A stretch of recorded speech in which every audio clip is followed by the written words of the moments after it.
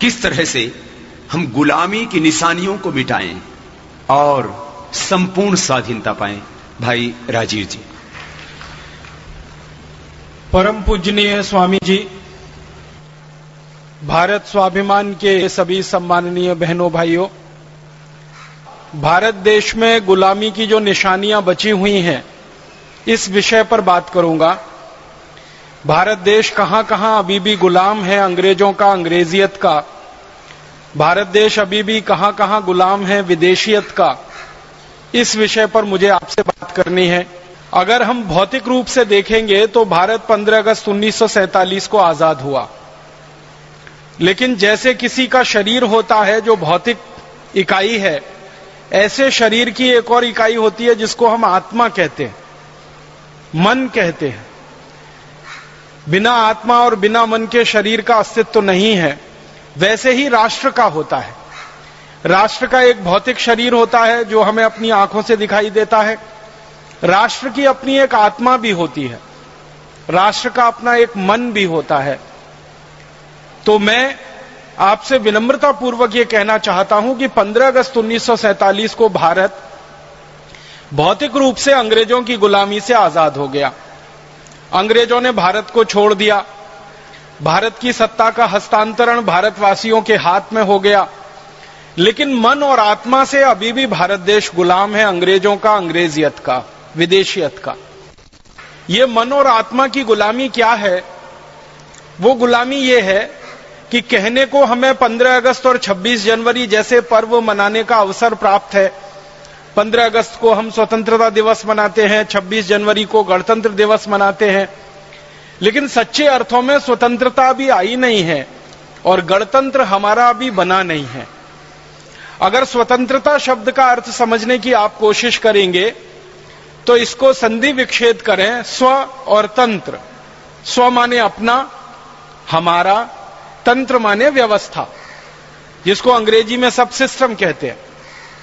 तो हमारा तंत्र या हमारी व्यवस्था स्थापित हो तो हम कहें कि भारत स्वतंत्र है। लेकिन आजादी मिलने के 63 वर्षों के बाद भी हमारे भारत देश की एक भी व्यवस्था ऐसी नहीं है जो हमारी अपनी स्थापित की हुई हो। एक भी तंत्र हमारे देश में ऐसा नहीं बन पाया जो हम भारतवासियों के प्रयासों से और हमारे अभिक्रम से बना हो।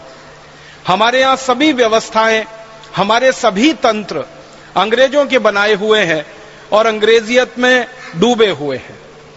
उदाहरण के लिए मैं अगर आपसे बात करूं तो कोई भी देश जब आजाद होता है किसी दूसरे देश की गुलामी से, तो सबसे पहले वो देश, सारी दुनिया का इतिहास ये बताता है कि दुनिया में कभी भी कोई देश गुलाम हुआ और फिर आजाद हुआ तो आजाद होने के बाद कोई भी देश अपनी भाषा को ठीक करता है और अपनी शिक्षा व्यवस्था को ठीक करता है, क्योंकि शिक्षा व्यवस्था और भाषा किसी भी देश के विकास की रीढ़ की हड्डी मानी जाती है। हम भारत का विकास करना चाहते हैं, दुनिया में सबसे अच्छा देश बनाना चाहते हैं, तो हमारी शिक्षा व्यवस्था और हमारी भाषा की व्यवस्था ये अपनी होनी चाहिए, तभी हम भारत को दुनिया में सबसे ऊपर ले जा सकते हैं। क्योंकि दुनिया में जो देश भी सबसे ऊपर गए हैं उन्होंने ऐसा ही किया है। हम किसी भी देश का नाम लेके उदाहरण दे सकते हैं। जैसे अमेरिका नाम का देश दुनिया में बहुत ऊंचाई पर पहुंचा। आज से करीब लगभग 200 वर्ष पहले तक अमेरिका का कोई खास अस्तित्व नहीं था पूरी दुनिया में। 200 वर्ष पहले के इतिहास की किताबों में ढूंढेंगे तो अमेरिका के बारे में कोई खास जानकारी नहीं मिलती, लेकिन पिछले 200 वर्षों में अमेरिका बहुत ऊंचाई पर गया। 1776 के बाद से लेकर अभी 2009 आ गया, अमेरिका बहुत ऊंचाई पर पहुंच गया पिछले 225 वर्षों में। तो अमेरिका ने क्या किया है? अपनी भाषा को, अपनी शिक्षा व्यवस्था को अपने अनुकूल बनाया गुलामी से आजाद होने के बाद। चीन नाम का एक देश बहुत ऊंचाई पर पहुंचा पूरी दुनिया में। तो चीन ने क्या किया? 1949 में चीन में जो सांस्कृतिक क्रांति हुई, माओ वहां का सबसे बड़ा नेता था, तो माओ के नेतृत्व में जो क्रांति हुई, माओ उसी तरह का नेतृत्व चीन के लोगों को प्रदान किया था जैसे आज हमारे परम पूजनीय स्वामी जी भारत को नेतृत्व प्रदान कर रहे हैं।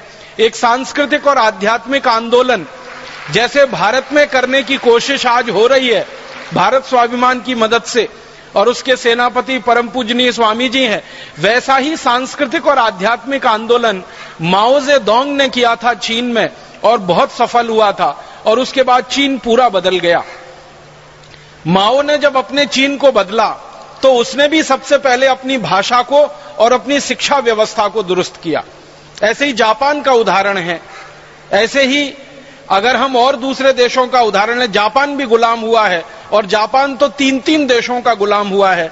अमेरिका ने जापान को गुलाम बनाया, डच लोगों ने जापान को गुलाम बनाया, अंग्रेजों ने जापान को गुलाम बनाया। तो जापान ने आजादी के बाद भी वही किया, अपनी शिक्षा व्यवस्था, अपनी भाषा व्यवस्था को बहुत अच्छे से दुरुस्त किया। दुनिया के और छोटे देशों का उदाहरण दें, क्यूबा का दें, ब्राजील का दें, मैक्सिको का उदाहरण दें, या स्पेन का उदाहरण लें, स्वीडन का लें, स्विट्जरलैंड का लें, डेनमार्क का लें, नॉर्वे का लें, दुनिया के किसी भी छोटे बड़े देश का उदाहरण आप देखें और इतिहास पढ़ें तो आपको एक बात सभी देशों में समझ में आएगी, वो ये कि जब भी कोई देश किसी दूसरे देश का गुलाम हुआ है, आजाद होने के बाद सबसे पहले उन्होंने अपनी भाषा व्यवस्था को दुरुस्त किया है और फिर शिक्षा को दुरुस्त किया है। भारत के बारे में जब हम ये देखने की कोशिश करते हैं तो यहां उल्टा चित्र नजर आता है, बिल्कुल विपरीत चित्र नजर आता है। भारत आजाद हो गया 15 अगस्त 1947 को, लेकिन आजादी के बाद भारत ने अंग्रेजों की भाषा को नहीं बदला। अंग्रेजों की भाषा अभी भी इस देश में चल रही है। भारत आजाद हो गया 15 अगस्त 1947 को, लेकिन भारत ने आज तक अपनी शिक्षा व्यवस्था को नहीं बदला। अंग्रेजों की बनाई गई पूरी की पूरी शिक्षा व्यवस्था आज भी इस देश में चल रही है। आप अक्सर एक नाम सुनते होंगे, आपस में बातचीत होती है, अखबारों में खबरें छपती हैं, टेलीविजन पे खबरें आती हैं, तो एक नाम अक्सर चर्चा में आता है, मैकॉले। मैकॉले की शिक्षा व्यवस्था, मैकॉले का शिक्षा तंत्र, मैकॉले का बनाया हुआ पाठ्यक्रम। ये मैकॉले नाम का एक अंग्रेज अधिकारी 1840 के साल में भारत में शिक्षा के लिए एक पाठ्यक्रम तय करके चला गया। वो अधिकारी मर गया।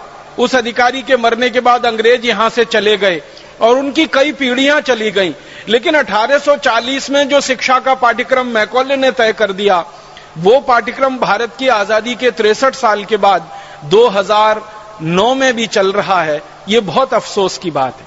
मैकॉले ये कहता था कि भारत में ऐसी शिक्षा व्यवस्था लागू करनी है जिसको पढ़ने के बाद भारतवासी शरीर से दिखने में भारतीय भले हों, लेकिन आत्मा से और मन से अंग्रेजियत से भर जाएं और अंग्रेजों जैसे हो जाएं। जब हम आत्मा और मन से अंग्रेजों जैसे हो जाएंगे तो वो कहता था कि हमें फिर भारत को गुलाम बनाने के लिए कोई ज्यादा प्रयास नहीं करने पड़ेंगे, भारतवासी बहुत आसानी से और सहजता से हमारे गुलाम हो जाएंगे। तो ऐसी शिक्षा व्यवस्था मैकॉले छोड़कर गया, वो अभी भी इस देश में चल रही है। दुख है, दुर्भाग्य है, मैकॉले ने इस देश में एक कॉन्वेंट स्कूल खोला था, कलकत्ता में वो पहले खुला था, अब जिसको हम कोलकाता कहने लगे हैं। वो एक कॉन्वेंट स्कूल अब बढ़ते बढ़ते हजारों की संख्या में पहुंच गए। अब भारत में गांव-गांव, गली-गली, नगर-नगर कॉन्वेंट स्कूल खुल गए।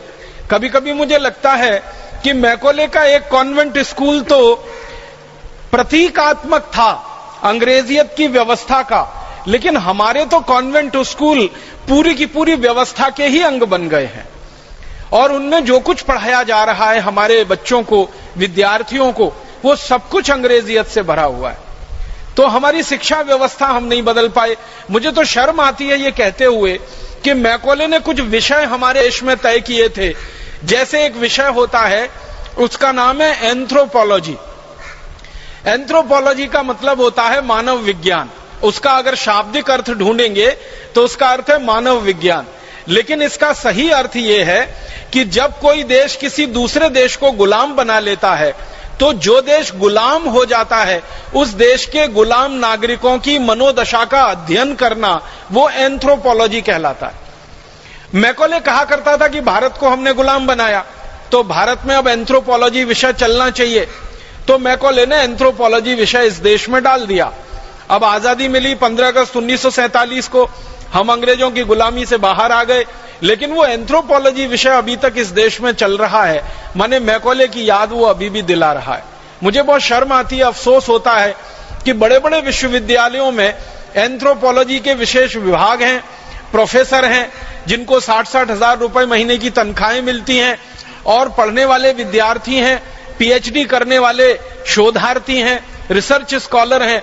ये सब शर्मनाक लगता है। मैकॉले ने ऐसे बहुत सारे विषय इस देश में डाल दिए, उनमें से एक भी विषय को हम नहीं बदल पाए।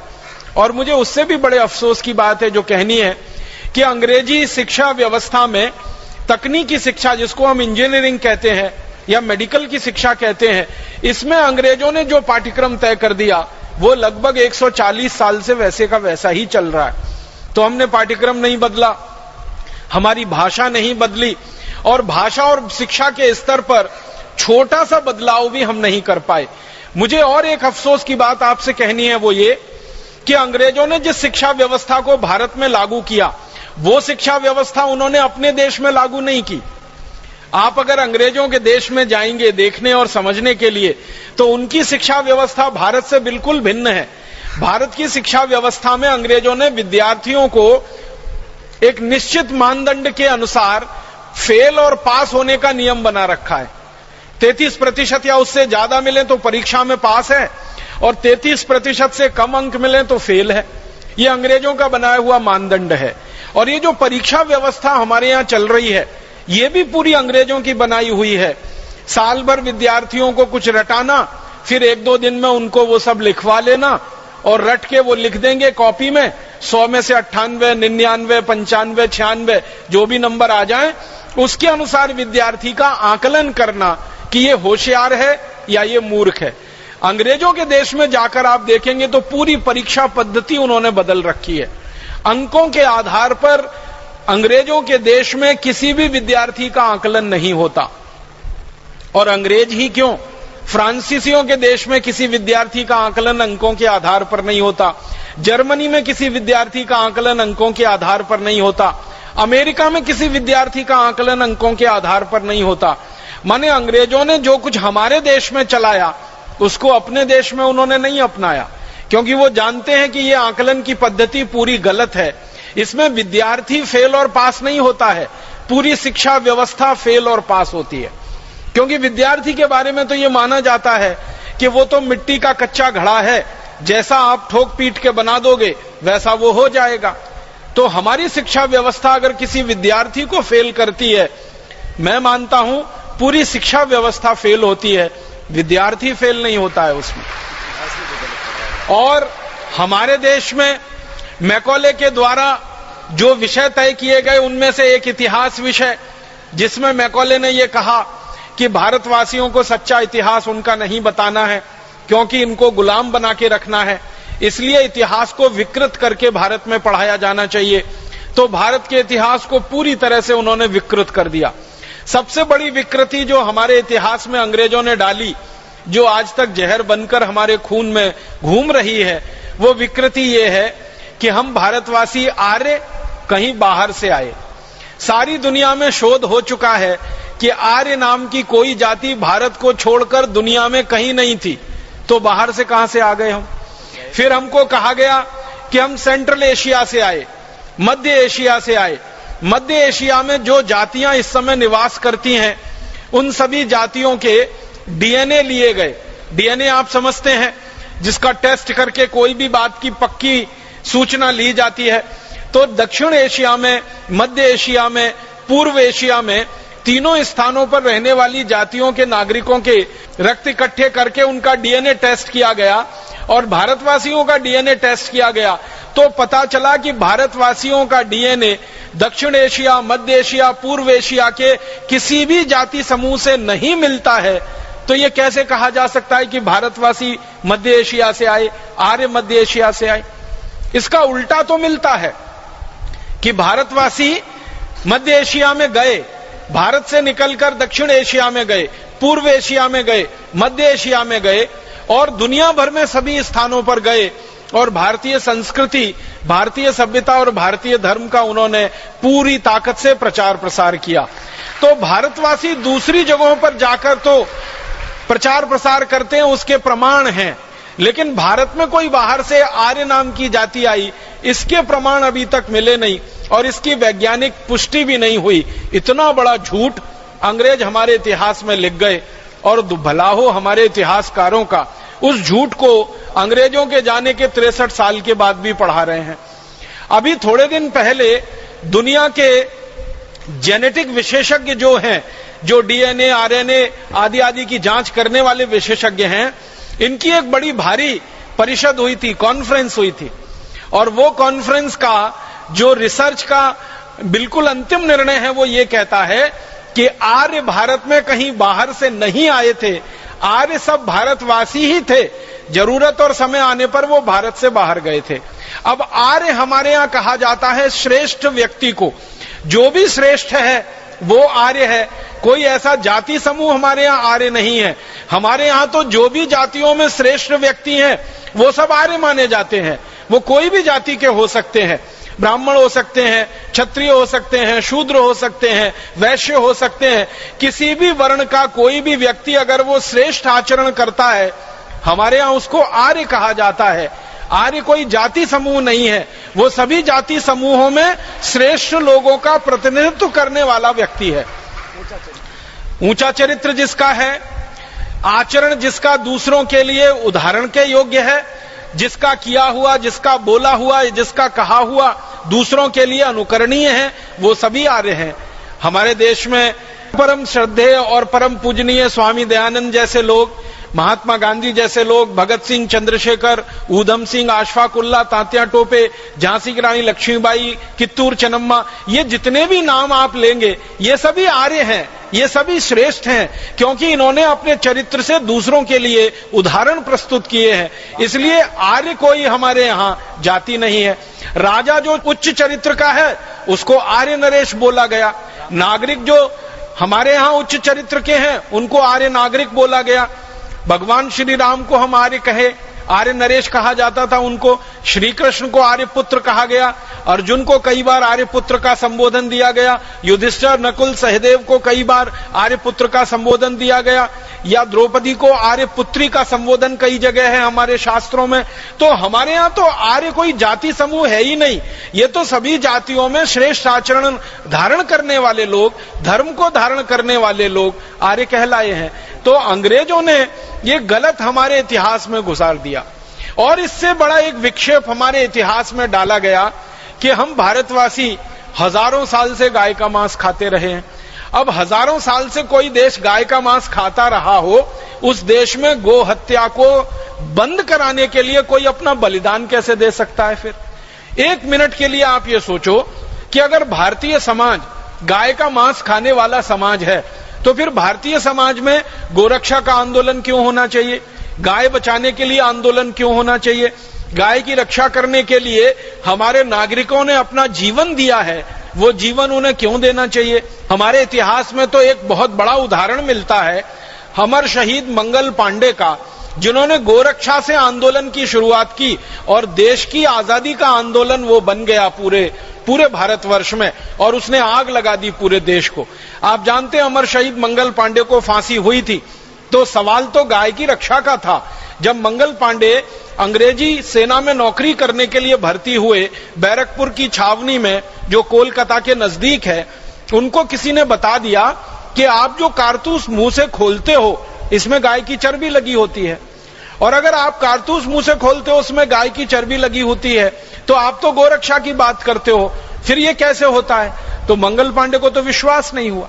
उन्होंने एक अंग्रेज अधिकारी को पूछा जिसका नाम था मेजर जनरल ह्यूसन को मंगल पांडे ने पूछा कि क्या यह बात सच है कि हमको जो कारतूस दिए जाते हैं उस पे गाय की चर्बी लगी रहती है?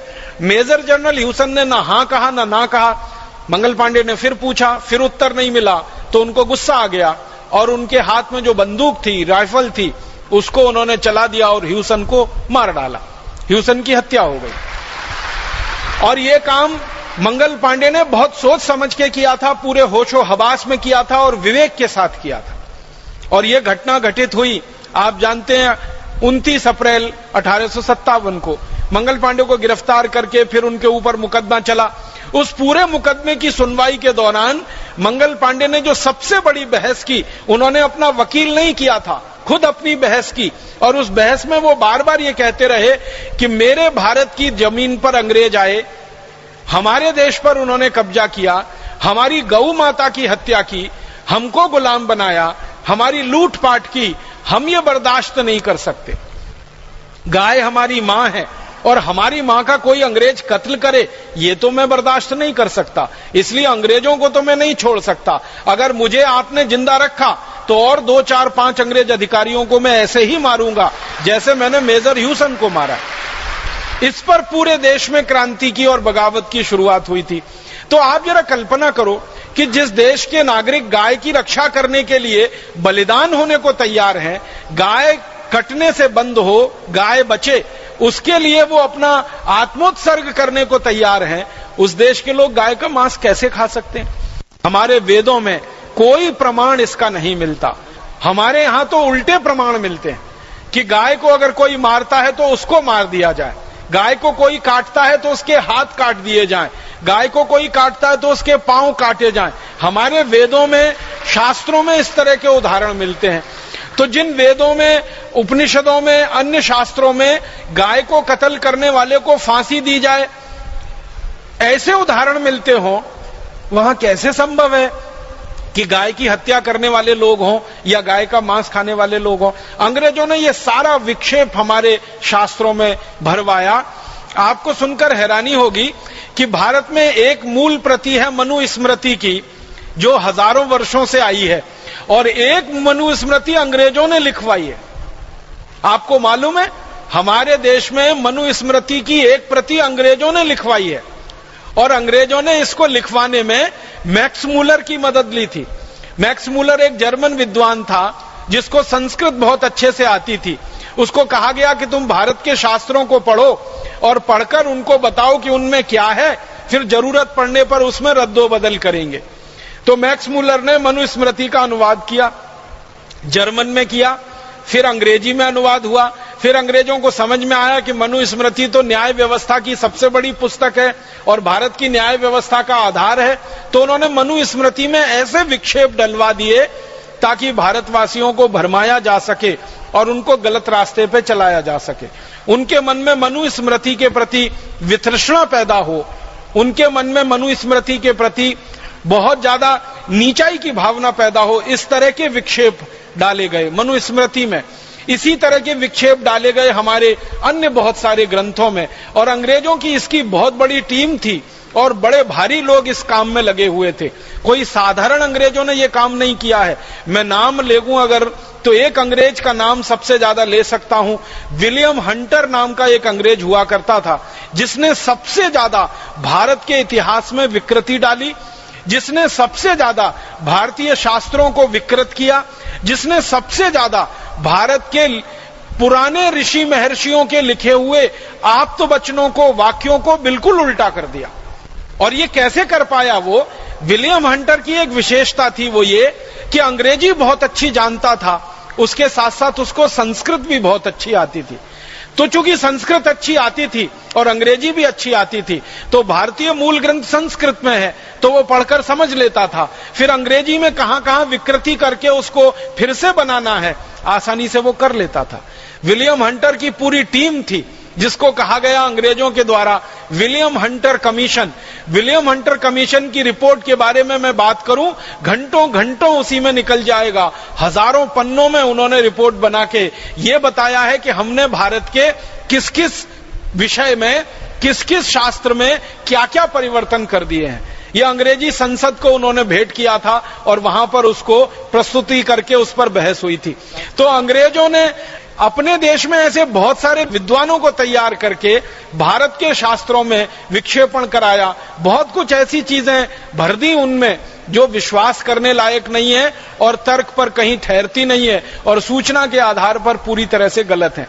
सांस्कृतिक रूप से भारत नीचा देश है, गुलामों का देश है, हमेशा विदेशियों के हमलों का शिकार रहा देश है।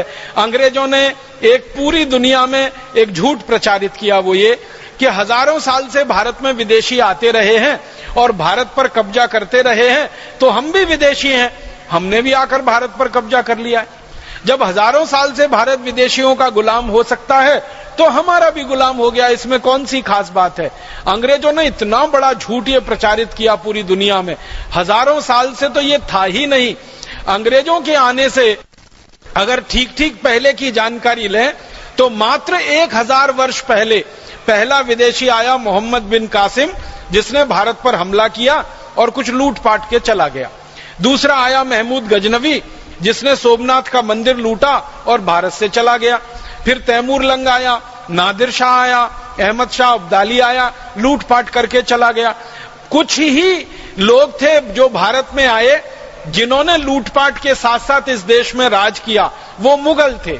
जैसे बाबर आया, बाबर ने लूटपाट ही नहीं की, भारत के एक इलाके पर थोड़े दिन राज भी किया, फिर बाबर के पुत्रों ने किया, फिर उनके पुत्रों ने किया।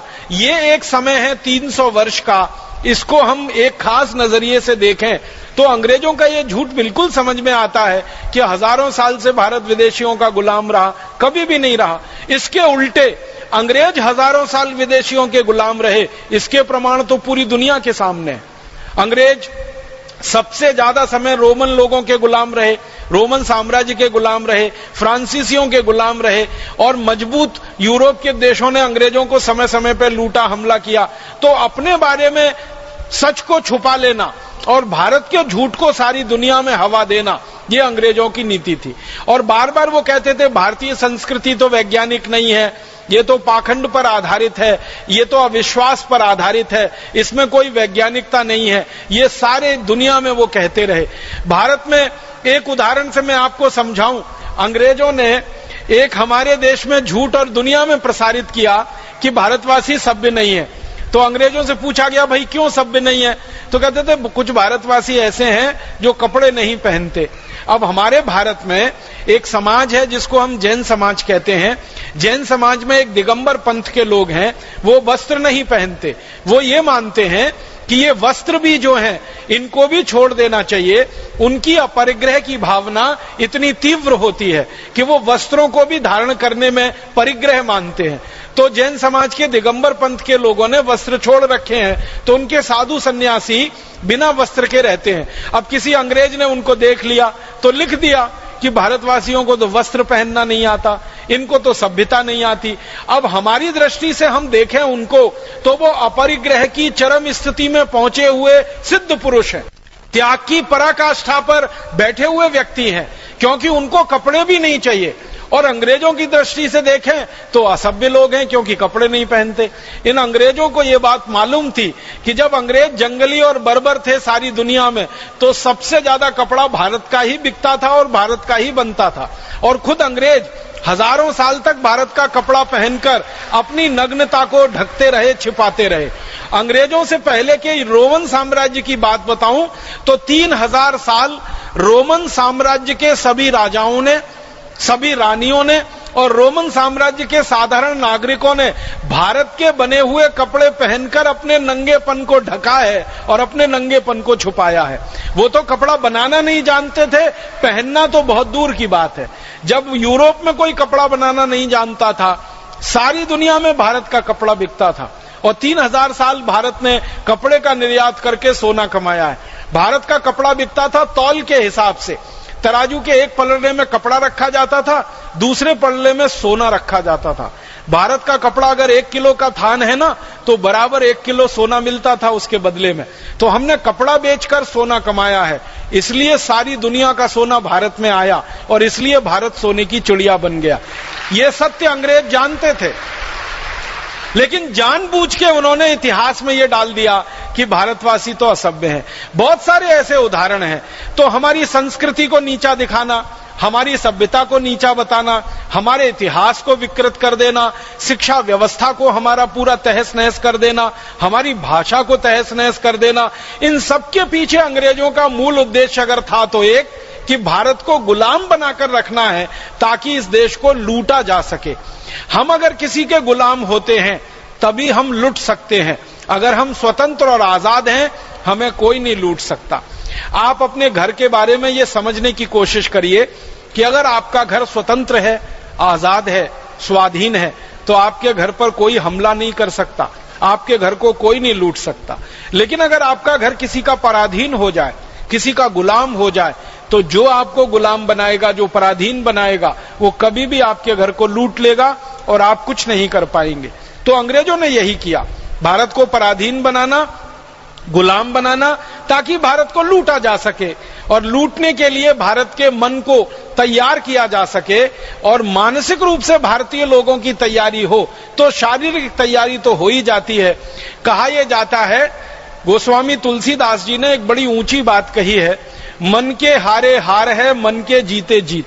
अगर मन से कोई व्यक्ति हारता है तो आसानी से गुलाम बनता है, और मन से नहीं हारता तो शरीर से आप उसको कितनी भी प्रताड़ना दो, वो गुलाम तो नहीं बनेगा, मर जाएगा, खप जाएगा, लेकिन गुलाम नहीं बनेगा किसी का। अंग्रेजों को यह मालूम था कि भारतवासी गुलाम नहीं बनेंगे आसानी से, क्योंकि मैकॉले अंग्रेजों की संसद में 2 फरवरी 1835 को यही भाषण दे रहा है। वो कह रहा है कि मैं संपूर्ण भारत में घूमा, मैंने किसी को भिखारी नहीं देखा, किसी को चोर नहीं देखा, कोई गरीब नहीं है, कोई बेरोजगार नहीं है, शिक्षा में भारत बहुत ऊंचा है, सभ्यता और संस्कृति में भारत बहुत ऊंचा है। और अंत में कहता है हम भारत को गुलाम नहीं बना सकते तब तक जब तक कि भारतवासियों की रीढ़ की हड्डी, जो उनकी संस्कृति है और जो उनकी शिक्षा व्यवस्था है, इसको जब तक हम नहीं तोड़ेंगे भारत गुलाम नहीं बनेगा। तो संस्कृति को तोड़ना, शिक्षा को तोड़ना, सभ्यता को तोड़ना, ये सब जुड़ा हुआ है मन के तोड़ने से। तो हमारा मन गुलाम बने, हमारा मन टूटे, इसके लिए अंग्रेजों ने ये सारे प्रयास किए और उन प्रयासों में वो कामयाब हुए और भारत को 250 साल गुलाम बना के रख लिया। अब जैसे ही आजादी आई 15 अगस्त 1947 को, तो हमें वो करना चाहिए था जो मैकॉले के किए का बिल्कुल उल्टा था। मैकॉले ने भारतीय शिक्षा व्यवस्था का नाश किया। 7,32,000 गुरुकुल जो इस देश में चला करते थे, संस्कृत भाषा के आधार पर शिक्षण दिया करते थे। 97% हमारे देश में साक्षरता हुआ करती थी उन गुरुकुलों की मदद से। इंजीनियरिंग पढ़ाई जाती थी, मेडिकल पढ़ाया जाता था, मैनेजमेंट पढ़ाया जाता था, धातु शास्त्र पढ़ाया जाता था, चिकित्सा शास्त्र होता था, सर्जरी पढ़ाई जाती थी। ऐसे 18 उच्च शिक्षा के विषय हुआ करते थे। इन सब विषयों में पारंगत देश भारत को मैकॉले के एक कानून ने खत्म कर दिया जिसका नाम था इंडियन एजुकेशन एक्ट। उस कानून के आधार पर संस्कृत को उन्होंने प्रतिबंध लगा दिया और संस्कृत के आधार पर पढ़ाने वाले गुरुकुलों को प्रतिबंध लगा दिया। गुरुकुलों के आचार्यों को जिंदा जला दिया, उनके घरों में उनके घरों के साथ जला दिया, हाथ पैर उनके काटे, उंगलियां काटी, भयंकर अत्याचार करके गुरुकुल बंद किए गए। आजादी के बाद क्या होना चाहिए था? जो कुछ मैकॉले ने किया उसका उल्टा करना चाहिए था भारत सरकार को। अंग्रेजी खत्म होनी चाहिए थी, अंग्रेजों के बनाए गए कॉन्वेंट स्कूल और पब्लिक स्कूल बंद होने चाहिए थे, और जो गुरुकुल कभी चला करते थे इस देश में, जिनके आधार पर 97% साक्षरता थी पूरे देश में, उनको पुनर्जीवित करना चाहिए था। लेकिन भारत सरकार ने ऐसा कुछ नहीं किया। ना अंग्रेजी को खत्म किया, ना कॉन्वेंट स्कूल बंद किए, ना पब्लिक स्कूल बंद किए, ना वो झूठा इतिहास सरकार ने बदला। मुझे तो बहुत दुख होता है ये कहते हुए कि भारत के इतिहास की पुस्तकों में महाराजा रणजीत सिंह को डाकू कहा गया। भारत के इतिहास की पुस्तकों में अमर शहीद भगत सिंह को आतंकवादी कहा गया। भारत की इतिहास की पुस्तकों में अमर शहीद चंद्रशेखर आजाद को आतंकवादी कहा गया। भारत की पुस्तक में अमर शहीद अशफाक उल्लाह बटुकेश्वर दत्त को आतंकवादी कहा गया। पंडित राम प्रसाद बिस्मिल को आतंकवादी बताया गया। अंग्रेजों के लिए ये सब क्रांतिकारी नहीं थे, अंग्रेजों के लिए तो ये आतंकवादी थे, लेकिन भारत के लोगों के लिए तो ये क्रांति मूर्ति थे, क्रांतिकारी थे, वीर पुरुष थे, साहसी पुरुष थे, जिन्होंने हमारी आजादी का रास्ता हमको दिखाया। तो हमारे लिए तो वो वीर पुरुष हैं, हमारे लिए तो अनुकरणीय हैं, उनको हम आदर्श मानते हैं। लेकिन आजादी के बाद की किताबों में अभी भी उनके लिए आतंकवादी शब्द आता है। बहुत दुख होता है। और उससे भी बड़ा दुख होता है कि भारत की सत्ता व्यवस्था में शीर्ष स्थानों पर बैठने वाले मुख्यमंत्री और मुख्यमंत्री स्तर के नेता अमर शहीद चंद्रशेखर आजाद को अभी भी आतंकवादी कहते हैं। और कहते ही नहीं है, मानते भी हैं। और मुझे उससे बड़ा अफसोस है कि जो अमर शहीद चंद्रशेखर आजाद को आतंकवादी कहे, वो किसी देश का, किसी प्रदेश का मुख्यमंत्री बनकर रहे। इससे बड़ी विडंबना इस देश में कुछ नहीं हो सकती। हमें तो यह होना चाहिए कि अमर शहीद चंद्रशेखर आजाद को आतंकवादी कहने वाले का हर तरह से नामो निशान मिट जाए, ऐसा इस देश में प्रयास होना चाहिए, ऐसा अभियान चलना चाहिए, बनिस्बत इसके कि अमर शहीद चंद्रशेखर आजाद को आतंकवादी कहकर गाली देने वाला मुख्यमंत्री बन जाए किसी राज्य का और मुख्यमंत्री बनकर लूट करे पूरे राज्य के संसाधनों की। शर्म है, अफसोस है इन सब विषयों पे। तो हुआ यह है इस देश में कि आजादी भौतिक रूप से हमको मिल गई, अंग्रेज हमारे यहां से चले गए, लेकिन अंग्रेजों के बच्चे इसी देश में छोड़ गए। मैकॉले मर गया, लेकिन मैकॉले के मानस पुत्र इस देश में अभी भी जिंदा हैं, जिनको हम काला अंग्रेज कह सकते हैं। उन्होंने जब से आजादी के बाद इस देश की व्यवस्था को संभाला, सरकार को अपने हाथों में लिया, अंग्रेजों का बनाया हुआ और अंग्रेजों का बिगाड़ा हुआ कुछ भी इस देश में उन्होंने दुरुस्त नहीं किया। हमारे देश में भाषा अंग्रेजी है, भूषा अंग्रेजी है, भोजन अंग्रेजी है, भजन अंग्रेजी है, भेषज अंग्रेजी है, कानून अंग्रेजी है, कृषि व्यवस्था अंग्रेजी है, अर्थव्यवस्था अंग्रेजी है, चिकित्सा व्यवस्था अंग्रेजी है। हर स्तर पर अंग्रेजियत अंग्रेजियत अंग्रेजियत छाई हुई है। एक दो उदाहरण से मैं मेरी बात और से स्पष्ट करता हूं। अंग्रेज गए तो जाने के समय उन्होंने 34,735 कानून इस देश में छोड़े, जो उन्होंने कभी भारत को गुलाम बनाने के लिए बनाए थे। अंग्रेजों का एक तरीका था कि भारत को गुलाम बनाना है तो एक तरीका तो यह है कि सीधे मारो, पीटो और लूटो और उनको गुलाम बना के रखो ताकत से। एक तरीका यह है कि मारना, पीटना और लूटना हर समय संभव नहीं होता, तो कानून बनाकर गुलाम बना के रखो। तो अंग्रेजों ने शुरू के 100 साल तक तो यही किया कि मारा, पीटा भारतवासियों को और सीधे उनकी लूटपाट की और डरा के धमका के गुलाम बना के रखा। लेकिन 100 साल से ज्यादा इस काम को वो चला नहीं पाए, तो फिर उन्होंने दूसरा रास्ता निकाला कि कानून बना के भारतवासियों को लूटो, पीटो, मारो और इनको कब्जे में करके रखो। तो कानून बनाए उन्होंने, और जो जो कानून बनाए वो सबके सब कानून आजादी के 63 साल के बाद भी चल रहे हैं। मैं उदाहरण से बताता हूं। अंग्रेजों ने एक कानून बनाया भारत के क्रांतिकारियों पर अत्याचार करने के लिए, मारने के लिए, पीटने के लिए, क्रांतिकारियों को दबा कर रखने के लिए, और उस कानून का नाम रखा उन्होंने इंडियन पुलिस एक्ट, भारतीय पुलिस अधिनियम। अब कानून में लिखा है इंडियन, लेकिन उसमें भारतीय कुछ नहीं है, वो सब इंग्लिश है, अंग्रेजियत वाला कानून है। अंग्रेजों ने दुनिया के जिन जिन देशों को गुलाम बनाया, जैसे आयरलैंड को गुलाम बनाया, जैसे स्कॉटलैंड को गुलाम बनाया, जैसे न्यू साउथ वेल्स को गुलाम बनाया, अफ्रीका को गुलाम बनाया, इंडोनेशिया, मलेशिया को गुलाम बनाया, चीन को बनाया, जापान को बनाया, दुनिया के 51 देशों को अंग्रेजों ने सीधे गुलाम बनाया। तो जिन जिन देशों को गुलाम बनाया, वहां वहां के नागरिकों पर अत्याचार करने के लिए उन्होंने पुलिस बनाई और उस पुलिस के कानून बनाए। वही उन्होंने भारत में किया। सन 1860 में इंडियन पुलिस एक्ट नाम का एक कानून बना दिया। इस कानून को बनाने का जो इतिहास था वो 2-3 वाक्यों में मैं कहना चाहूंगा। 1857 में क्रांति हो गई पूरे भारत में, आप सभी जानते हैं, और अंग्रेजों के खिलाफ इतनी बड़ी क्रांति कभी हुई नहीं थी इस देश में। भारत में 350 स्थानों पर अंग्रेजी सरकार को क्रांतिकारियों ने उखाड़ के फेंक दिया। 350 जिले थे भारत के जो अंग्रेजों की गुलामी से आजाद हो गए। झांसी आजाद हुआ, सतारा आजाद हुआ, पुणे आजाद हुआ, मुंबई आजाद हुआ, ऐसे 350 जिले भारत के आजाद हो गए। और इस क्रांति की लड़ाई में 1857 में 3,64,000 अंग्रेज मारे गए और भारतवासियों ने उनको गर्दन काट के मारा था। ऐसे नहीं मारा था, तलवारों से काटा, हंसियों से काटा, गणासों से काटा, कुल्हाड़ी से काटा, क्योंकि भारतवासी इतने गुस्से में थे 1857 में अंग्रेजों के खिलाफ कि वैसे तो भारतवासी चींटी को मारना भी पाप समझते हैं, चींटी को मारना भी हिंसा समझते हैं, लेकिन उन भारतवासियों में इतना गुस्सा था, इतना क्रोध था कि उन्होंने अंग्रेजों को गर्दन से काट दिया। और महिलाओं ने यह काम किए थे, खाली पुरुषों ने नहीं किए थे।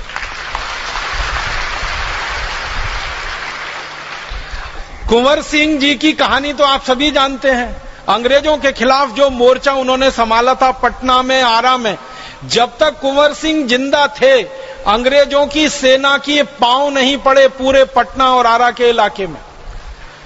अपनी फौज की ताकत से वो लड़ते रहे थे और वो 1857 के हमारे देश के अमर शहीदों में उनकी गिनती होती है। और उनकी फौज में, उनकी सेना में सबसे हैरान करने वाली बात यह थी कि जितने पुरुष थे उतनी महिलाएं थी उनकी सेना में। महिला और पुरुषों की संख्या बराबर थी और महिलाएं भी उतनी दक्ष थीं कि जो बंदूक से गोलियां चलाती थी अंग्रेजों के ऊपर। ऐसे बहादुर लोग इस देश की 1857 की लड़ाई में 7,32,000 थे, एक दो नहीं थे। भारत में उत्तर में जाओ, दक्षिण में जाओ, पूरब में जाओ, पश्चिम में जाओ, हर जगह ये लड़ाई चल रही थी। नाना साहब पेशवा ने लड़ाई शुरू जरूर की थी, लेकिन नाना साहब पेशवा की लड़ाई 7,32,000 क्रांतिकारियों की लड़ाई बन गई थी और पूरे भारत में 3,64,000 अंग्रेजों को क्रांतिकारियों ने मार डाला था, खत्म कर दिया था। अंग्रेजों की सरकार खत्म हो गई थी। तब अंग्रेजों की संसद में इस बात पर चर्चा हुई कि आगे भारत को फिर से गुलाम बनाना हो तो क्या करना चाहिए।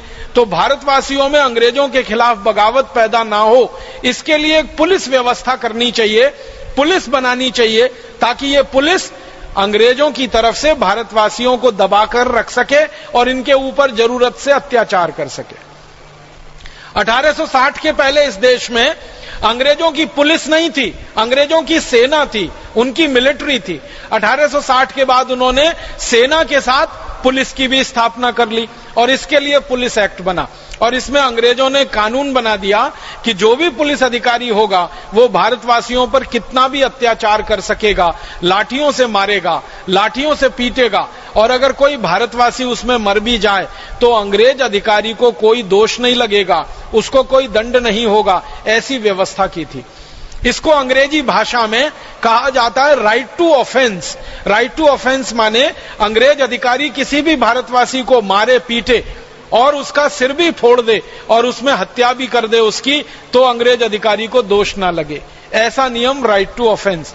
और भारतवासियों को कोई भी मारपीट अगर हो रही है तो उससे अपना बचाव करने का मौका ना मिले, ये right to offence.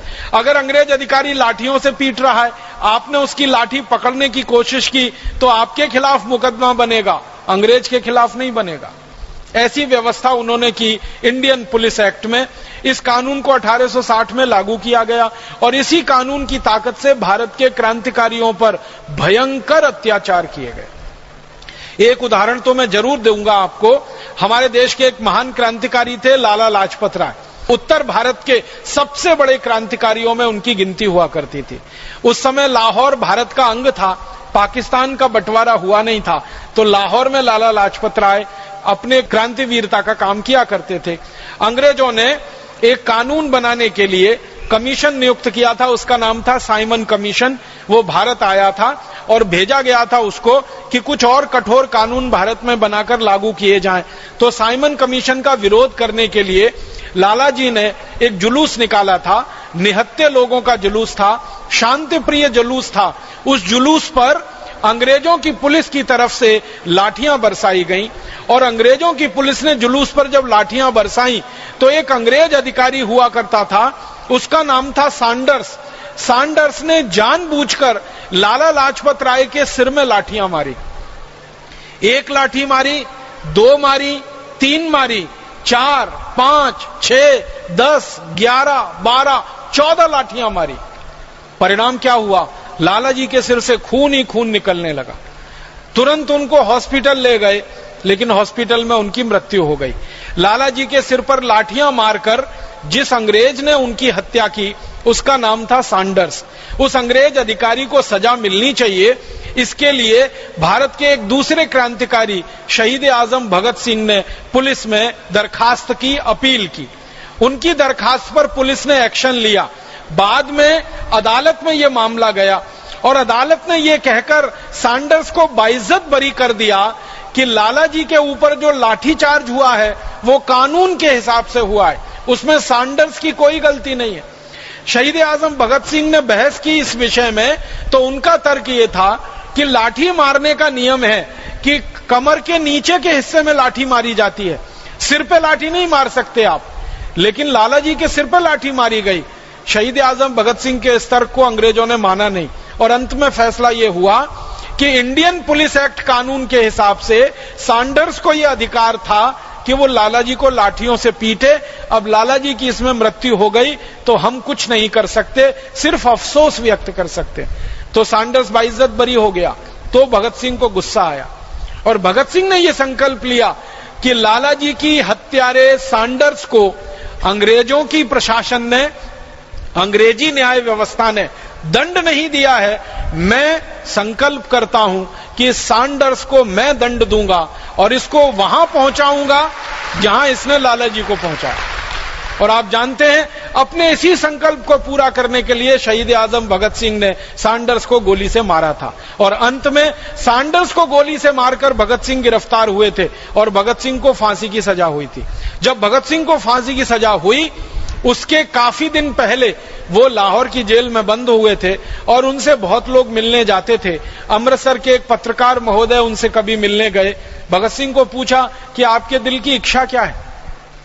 Bhagat Singh ने कहा कि मैं तो फांसी चढ़ रहा हूं, देश के लिए शहीद हो रहा हूं, लेकिन मेरे जाने के बाद मैं भारत के नौजवानों से एक ही अपील करना चाहता हूं, वो ये कि जिस अंग्रेजी कानून के चलते लाला लाजपत राय की हत्या की गई थी, उस इंडियन पुलिस एक्ट कानून को भारत के नागरिक और नौजवान आजादी की लड़ाई के समाप्त होने से पहले खत्म करा देंगे। ये मेरे दिल की इच्छा है, ये मेरी भावना है।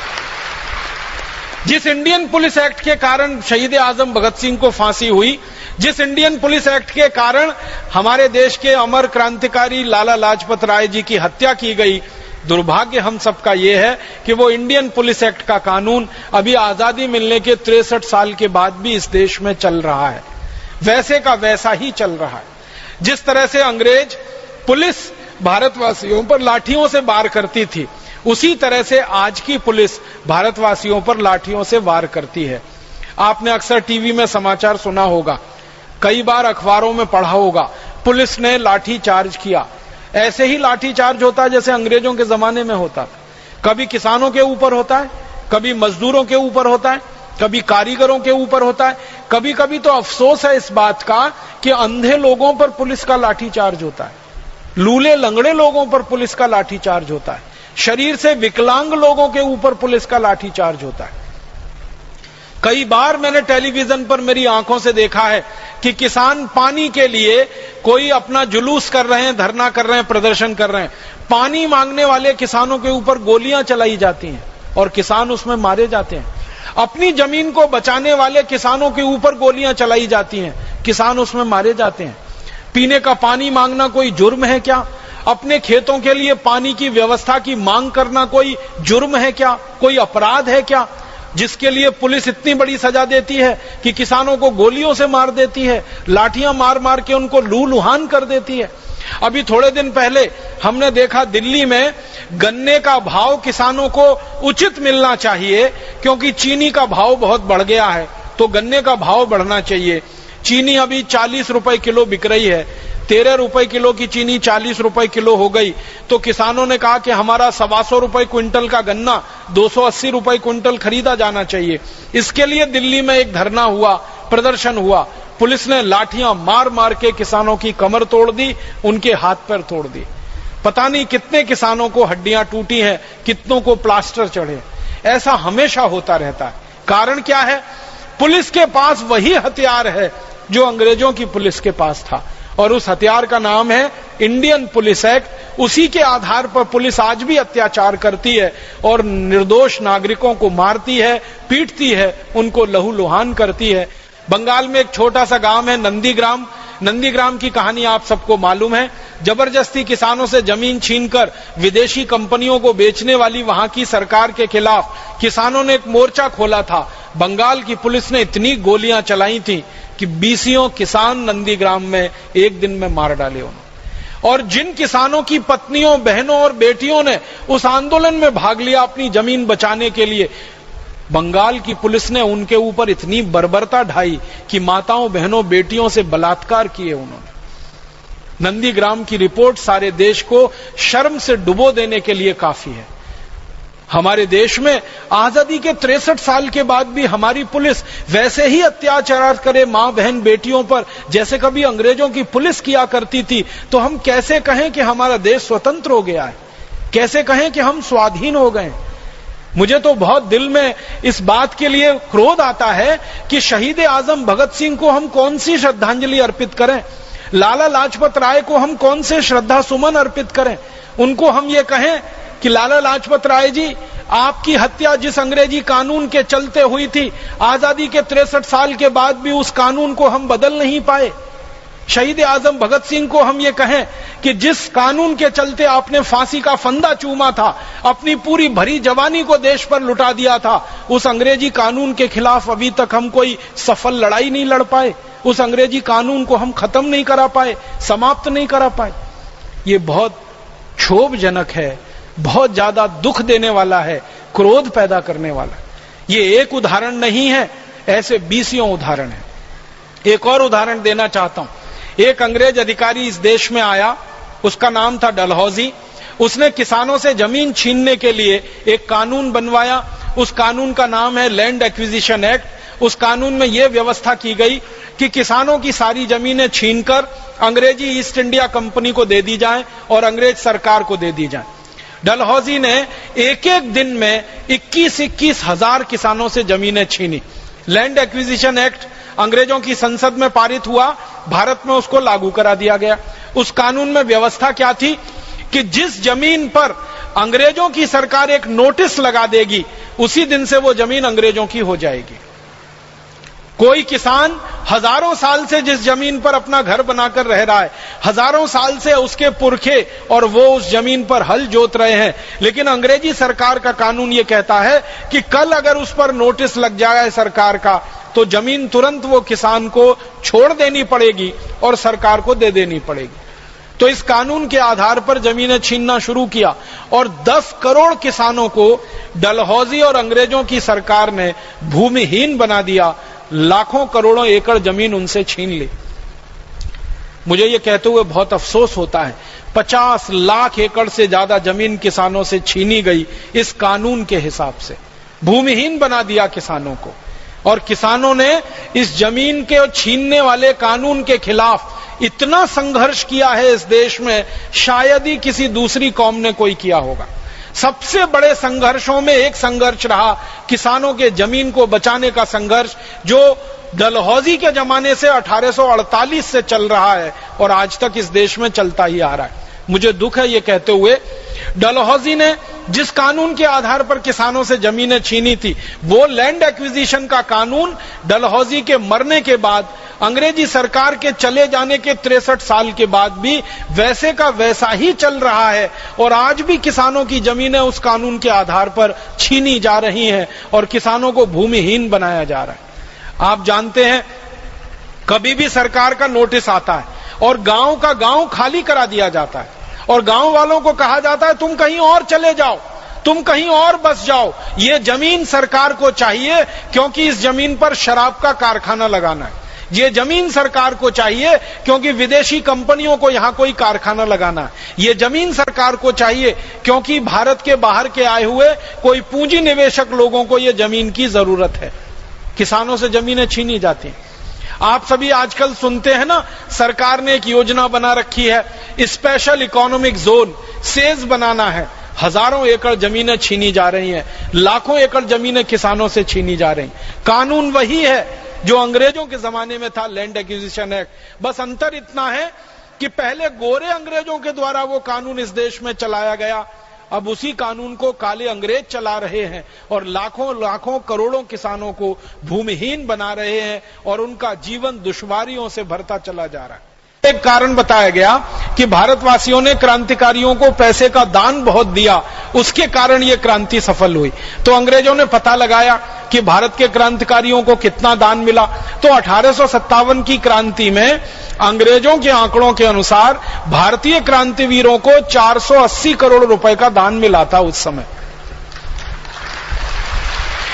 आप पूछेंगे ये 480 करोड़ रुपए होता कितना है?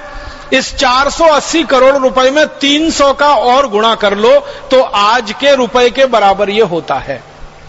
480 करोड़ में 300 का और गुणा कर लो तो 2009 के रुपए के बराबर ये होता है, क्योंकि 1857 के रुपए की कीमत 2009 के 300 रुपए के बराबर है लगभग। तो इतना बड़ा धन क्रांतिकारियों को दान में मिला, तो अंग्रेजों की संसद की आंखें फटी रह गईं कि भारतवासियों के पास इसका माने दान करने के लिए पैसा है, तो भारतवासी आगे भी क्रांतिकारियों को दान करेंगे। तो अंग्रेजों की संसद ने फैसला लिया कि जितना भी पैसा भारतवासियों के पास है ये सब छीन लो उनके हाथ से। राजाओं ने भी कभी भारतवासियों की आमदनी पे टैक्स नहीं लगाया। एक सबसे खराब मुस्लिम राजा जिसका जिक्र हम करते हैं, औरंगजेब, उसने जजिया कर लगाया था। जजिया कर का मतलब होता है गृह कर, हाउस टैक्स, घर के ऊपर लगाया जाने वाला कर। तो औरंगजेब ने घर के ऊपर कर लगाया था, आमदनी पे उसने भी नहीं लगाया, लेकिन अंग्रेजों ने भारत के लोगों की आमदनी पे कर लगाया। और वो भी कर कितना लगाया? 97%। माने 100 रुपए की आमदनी किसी भारतवासी को हो तो 97 रुपए अंग्रेजों को देना पड़े, 3 रुपए सिर्फ उसके पास बचे। ऐसी व्यवस्था अंग्रेजों ने बनाई। सारा पैसा भारतवासियों से लूट लेना ताकि भारतवासियों के हाथ में कुछ ना बचे तो वो क्रांतिकारियों को दान ना दे सकें। इसके लिए इनकम टैक्स का कानून आया इस देश में। अब मुझे बहुत दुख है ये कहते हुए कि अंग्रेजों ने जो लूटने का कानून बनाया था वो कानून आजादी के 63 साल के बाद भी चल रहा है, इंडियन इनकम टैक्स के नाम से ही चल रहा है, और आज भी भारतवासियों से धन लूटा जा रहा है। बस अंतर इतना है, पहले गोरे अंग्रेजों ने लूटा था और उस धन को ले जाके लंदन में जमा किया था। अब काले अंग्रेज उस कानून के आधार पर धन लूट रहे हैं और स्विट्जरलैंड में ले जाकर उस धन को जमा कर रहे हैं। व्यवस्था वही की वही चल रही है, कानून वही का वही चल रहा है। अंग्रेजों ने सेंट्रल एक्साइज एक्ट बनाया। कोई भी भारतवासी किसी वस्तु का उत्पादन करे तो उस पर 350% एक्साइज ड्यूटी। अंग्रेजों ने सेल्स टैक्स लगाया, अंग्रेजों ने रोड टैक्स लगाया, टोल टैक्स लगाया, म्युनिसिपल कॉरपोरेशन का टैक्स लगाया, और ऐसे 23 तरह के टैक्स कानून लगाकर इस देश के नागरिकों को जमकर लूटा लगभग 190 वर्षों तक। अब अंग्रेजों ने ये सब कानून बनाए थे भारत को लूटने के लिए, तो आजादी के बाद होना ये चाहिए था कि ये सारे कानून खत्म किए जाएं, इनकम टैक्स खत्म किया जाए, सेंट्रल एक्साइज खत्म किया जाए, रोड टैक्स, टोल टैक्स खत्म किया जाए, म्युनिसिपल कॉरपोरेशन का टैक्स खत्म किया जाए। तो होना तो ये चाहिए था कि अंग्रेजों के लगाए गए 23 तरह के टैक्स खत्म किए जाएं, लेकिन हमारे काले अंग्रेजों ने इसका उल्टा किया। अंग्रेजों के जाने के 63 साल के बाद काले अंग्रेजों ने अब इस देश पर 64 तरह के टैक्स लगा रखे हैं और देश को लूट रहे हैं। अंग्रेजों ने भी जितना नहीं लूटा होगा उससे कई गुना ज्यादा काले अंग्रेज, भ्रष्टाचारी नेता और भ्रष्टाचारी अधिकारी इस देश को लूट रहे हैं। और इसी लूट के दम पर 100 लाख करोड़ रुपए से ज्यादा इन्होंने विदेशी बैंकों में जमा करके रखा हुआ है, जिसको वापस लाने का संकल्प भारत स्वाभिमान अभियान ने किया हुआ है। दुख और अफसोस इसी का है कि व्यवस्था वही चल रही है, कानून वही चल रहे हैं। अब लैंड एक्विजिशन एक्ट वही है, टैक्स के कानून वही है, शिक्षा का कानून वही है, जंगल का एक कानून अंग्रेजों ने बनाया था, इंडियन फॉरेस्ट एक्ट। इसमें क्या किया गया, पहले हमारे देश में जंगल ग्राम सभा की संपत्ति होते थे, अंग्रेजों ने कानून बनाकर अंग्रेजी सरकार की संपत्ति बना दिया जंगलों को। परिणाम क्या हुआ, अंग्रेजी सरकार ने जंगल कटवाना शुरू किए और वो कटते कटते जंगल आज इस देश में बहुत थोड़ी मात्रा में रह गए। आंकड़े बताते हैं, दस्तावेज बताते हैं कि भारत में जितने कुल जंगल थे उसमें से मात्र 33% जंगल अब बचे हैं। 67% जंगलों को काट काट के नाश मार दिया है। और अंग्रेजों ने सबसे पहले जंगल काटने के लिए एक विदेशी कंपनी को लाइसेंस दिया था और वो कंपनी सिगरेट बनाती थी। सिगरेट बनाने के लिए कागज लगता है और उस कागज को बनाने के लिए लकड़ी लगती है, लकड़ी के लिए पेड़ लगता है। तो पेड़ों को सबसे पहले काटा गया इस देश में सिगरेट का कागज बनाने के लिए। जिस कंपनी को अंग्रेजों ने भारत में सिगरेट का कागज बनाने के लिए जंगल काटने का अधिकार दिया था, वो कंपनी आजादी के 63 साल के बाद भी इस देश में जंगलों को काट रही है, सिगरेट बना रही है, कागज के लिए पेड़ों को बर्बाद किया जा रहा है और देश के पूरे पर्यावरण को प्रदूषित किया जा रहा है। कैसी विद्रूपता है अपने देश की आप में या कोई जंगल में रहने वाला भारतवासी किसी पेड़ को अगर काटेगा तो इंडियन फॉरेस्ट एक्ट के अनुसार उसको जेल हो जाएगी। आप पेड़ नहीं काट सकते, मैं पेड़ नहीं काट सकता। और इससे ज्यादा हास्यास्पद क्या होगा कि आपने कोई पेड़ लगाया, मैंने कोई पेड़ लगाया, मेरा लगाया हुआ पेड़ मैं नहीं काट सकता, आपका लगाया हुआ पेड़ आप नहीं काट सकते, कानून है। मैंने पेड़ लगाया उसको बड़ा किया, आपने पेड़ लगाया उसको बड़ा किया, जरूरत पड़ने पर मैं वो पेड़ काटूं या आप वो पेड़ काटें संभव नहीं है, कानून है, और कानून के चलते आपको जेल हो जाएगी। लेकिन आपके लगाए हुए पेड़ को, मेरे लगाए हुए पेड़ को कोई विदेशी कंपनी सिगरेट बनाने के लिए काटे तो उस विदेशी कंपनी के किसी अधिकारी को सरकार न जेल भेजती है, ना उसकी गिरफ्तारी करती है, ना उसको कोई नोटिस दिया जाता है। और हर साल एक विदेशी कंपनी मात्र सिगरेट का कागज बनाने के लिए 1400 करोड़ पेड़ काट देती है हर साल। आप सोचिए, 1400 करोड़ एक विदेशी कंपनी के सिगरेट के कागज को बनाने के लिए, और सरकार खामोश है। कानून व्यवस्था ऐसी है कि वो सिगरेट कंपनी पेड़ काटे तो कुछ नहीं होता, कोई साधारण नागरिक पेड़ काटे तो मुकदमा चलता है। जबलपुर के हाई कोर्ट में एक मुकदमा चल रहा है। एक मां है जो वनवासी है, वन क्षेत्र में रहती है, उसने एक दिन लकड़ी काटी और लकड़ी काट के चूल्हा जलाया और अपनी रोटी बनाई। तो जंगल के अधिकारियों ने उस मां को पकड़ लिया, उसको जेल हो गई। फिर उच्च अदालत में उसको पेश किया गया। तो उसके मुकदमे की जब सुनवाई हुई तो उस मां को कहा गया कि इंडियन फॉरेस्ट एक्ट और फॉरेस्ट कंजर्वेशन एक्ट, ये दो कानून हैं, इनके अनुसार आपको जेल में भेजा जाएगा क्योंकि आपने लकड़ी काटी है। तो उस मां ने जो कहा अदालत में, उसका जवाब पूरी भारत की व्यवस्था के पास नहीं है। उस मां ने जज से कहा कि जज साहब, मैं पढ़ी लिखी नहीं हूं, मुझे कोई पढ़ाई नहीं आती है, मैं कभी स्कूल नहीं गई हूं। और उसने कहा कि मैं किसी कानून को नहीं जानती हूं, मैं तो अंगूठा टेक हूं, अगर कहीं मुझे अपना नाम लिखने को कहा जाता है मैं तो अंगूठा लगाती हूं। लेकिन मैं आपसे एक सवाल का जवाब चाहती हूं और उस जवाब को अगर आप मुझे संतुष्टि से दे दें तो मैं जेल जाने को तैयार हूं। उसने सवाल पूछा कि मैंने जंगल से लकड़ी काटी अपना चूल्हा जलाने के लिए और रोटी बनाने के लिए, और इस देश में बहुत सारे लोग लकड़ियां काट रहे हैं अपने घर का सोफा सेट बनाने के लिए, अपने घर की किवाड़े बनाने के लिए, अपने घर का दरवाजा बनाने के लिए। इस देश में बहुत सारे लोग लकड़ियां काट रहे हैं सिगरेट बनाने के लिए। अगर ये सब लोगों को आप जेल नहीं भेज सकते तो किस आधार पर आप मुझे जेल भेज रहे हैं? मैंने तो लकड़ी काटी है अपने घर का चूल्हा जलाने के लिए और रोटी बनाने के लिए। और उस मां ने इतनी तीखी बात कही अदालत में, उसने कहा जज साहब, अगर चूल्हे में आग जलाने के लिए मैं लकड़ी ना जलाऊं तो क्या मेरे दोनों हाथ जलाऊं? इस व्यवस्था के पास उसका कोई उत्तर नहीं। क्यों उत्तर नहीं है? क्योंकि व्यवस्था अंग्रेजों के जमाने की है, कानून अंग्रेजों के जमाने का है। Indian forest act, forest conservation act, जिसमें साधारण आदमी जंगल से लकड़ी लाए तो वो अपराधी है, और विशेष लोग जंगल के जंगल साफ कर दें, कंपनियों के लोग, अधिकारी, तो उनको कोई सजा नहीं है। ऐसा अत्याचार इस देश में अंग्रेजों के जमाने से शुरू हुआ, आज तक चला आ रहा है। इसी तरह के कई कानून हैं इस देश में। बहुत हंसी आती है कि अगर आप जंगल के किसी प्राणी के ऊपर प्रहार करें और गलती से उसकी हत्या हो जाए तो आप बहुत जल्दी जेल भेज दिए जाएंगे, लेकिन उस जंगल में रहने वाले किसी आदिवासी वनवासी का आपके किसी कारण से मरना हो जाए या उसका जीवन समाप्त हो जाए तो व्यवस्था खामोश है, मौन है, व्यवस्था के पास कोई जवाब नहीं है उसका। वन्य प्राणी जीवित रहना चाहिए, इसमें कोई दो राय नहीं है, लेकिन इस देश का इंसान भी जीवित रहना चाहिए, इसमें भी दो राय नहीं होना चाहिए। क्योंकि प्राणी का जितना महत्व है, इंसान का महत्व उससे कोई कम नहीं है। इंसान और प्राणी दोनों भगवान के बनाए हुए जीव हैं, दोनों को जिंदा रखना और उनकी व्यवस्था करना सरकार का कर्तव्य है, लेकिन सरकार उसको नहीं निभा पा रही है क्योंकि कानून ऐसा है। ऐसे इस देश में 34,735 कानून हैं।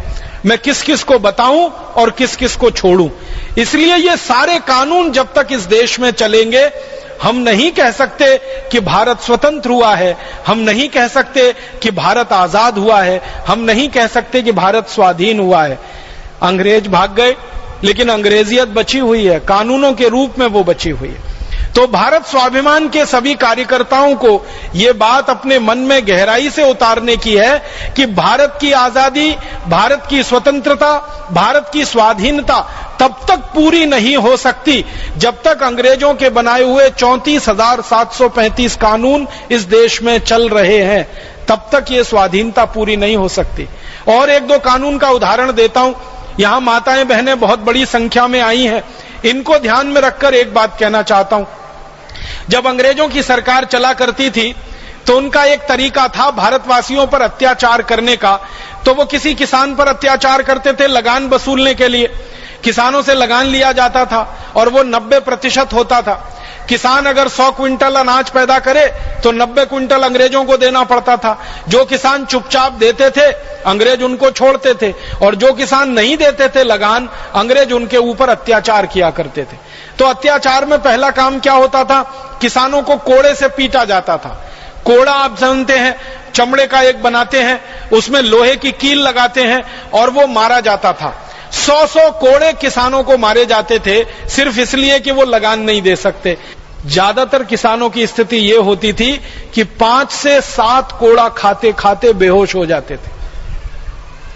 100 कोड़ा पड़ते पड़ते तो उनकी मृत्यु हो जाती थी, प्राण निकल जाते थे। ज्यादातर किसानों के साथ ये होता था। फिर अंग्रेज वहां तक रुकते नहीं थे, किसान को कोड़े से मार डाला, फिर उसके परिवार की मां बहन बेटियों का शील हरण करते थे। मां बहन बेटियों के कपड़े उतारे जाते थे, पूरे गांव में उनको नंगा घुमाया जाता था। फिर अंग्रेज अधिकारी सबके सामने उनका शील भंग करते थे, बलात्कार करते थे, और सारे अंग्रेज अधिकारी इसमें शामिल रहते थे। इससे अंग्रेज अधिकारियों को अपनी वासना शांत करने का तो रास्ता खुलता ही था, उनको अत्याचार और हैवानियत दिखाने का भी रास्ता खुलता था। परिणाम क्या होता था? किसानों के घरों से शिकायत आती थी, मेरी मां से बलात्कार हुआ, मेरी बहन से बलात्कार हुआ, मेरी बेटी से बलात्कार हुआ। किसान ये शिकायतें लेके अंग्रेज अधिकारियों के पास आते थे। अंग्रेज अधिकारियों की समस्या ये होती थी कि अपने ही सहयोगियों के खिलाफ वो एक्शन क्या ले। मान लीजिए एक उच्च अधिकारी है अंग्रेज, उसके पास किसी किसान ने शिकायत की और उससे नीचे वाले अधिकारी ने उस किसान की मां बहन बेटी से बलात्कार किया, तो उच्च अधिकारी अपने नीचे के अधिकारी को बचाने में लग जाता था। और उसको बचाने के लिए अंग्रेजों ने फिर एक रास्ता निकाला और उस रास्ते को कानून में बदल दिया। बलात्कार के खिलाफ अंग्रेजों ने कानून बनाया सबसे पहला, और उस कानून में व्यवस्था यह की कि जिस मां बहन बेटी के ऊपर बलात्कार होगा उस मां बहन बेटी को अंग्रेजों की अदालत में आकर सिद्ध करना पड़ेगा कि उसके ऊपर बलात्कार हुआ है।